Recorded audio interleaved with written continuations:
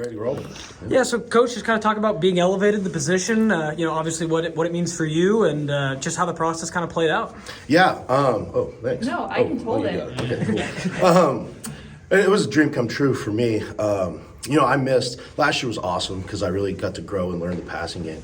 But I really missed having a position group and running like all the drills, all the meetings with the guys. But so that just meant the world to me. And then to do it here, right? Because having that prior experience with the guys, we got really great people in the locker room, in the coaches' offices. And obviously being born and raised here, it's a dream come true since like middle school when I realized I probably wasn't gonna play in the NFL. It really meant a lot to me. It's been a blast. Getting to work with these guys every day. Really, I can't say enough good things. Very, very fortunate to be in that position and, really appreciate the opportunity.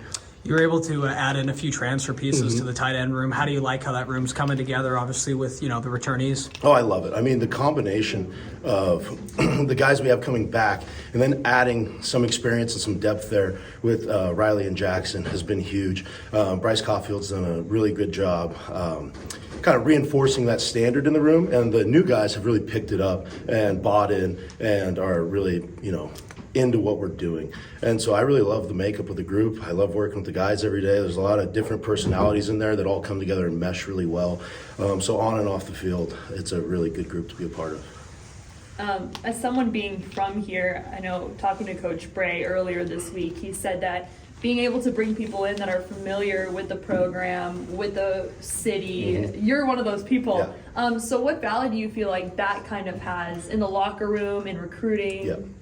I think it's huge because this is a very special place, but it's unique, and you need to understand, all of the things that make Oregon State great and all of the things that Oregon State has to offer. It's almost hard to explain unless you've experienced it and lived it. And so I think it's huge. I think that the people on our staff really get it. And even the people from Coach Chance is from South Florida, and he fits right in here. He gets it. He's all about Oregon State and everything we're trying to do here and be a part of. So I think it's huge, and I think meshing the people who are familiar with Corvallis and the people who haven't has gone really, really well. As a former offensive line coach, does that give you an interesting perspective on that part of the position? Oh, 100%. It's great because I treat the tight ends just like offensive linemen when we're doing run blocking stuff. It's all the same stuff.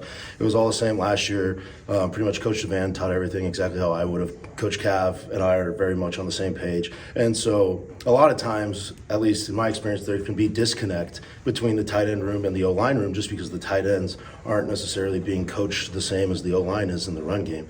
And obviously there's tight end specific nuance that you have to account for. But I think it gives us a really great base foundation for continuing to grow and improve in the run game.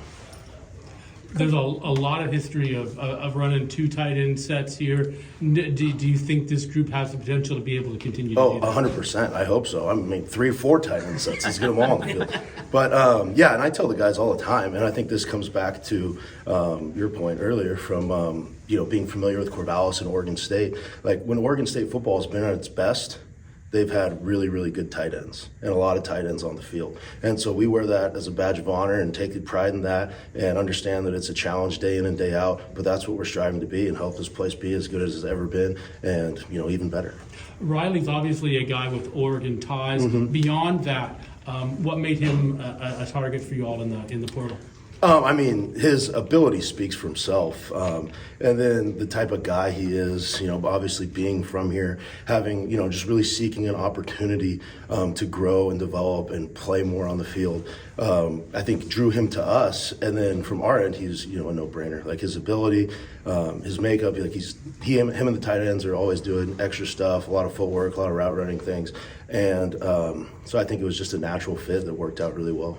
And is getting better as we go. And with Jackson, what did you see there?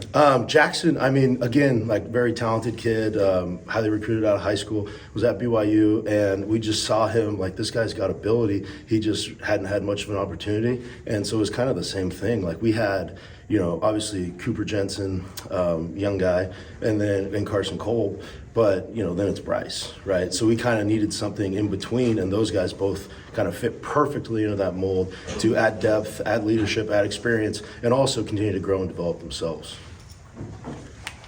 that all? Thank you, Coach.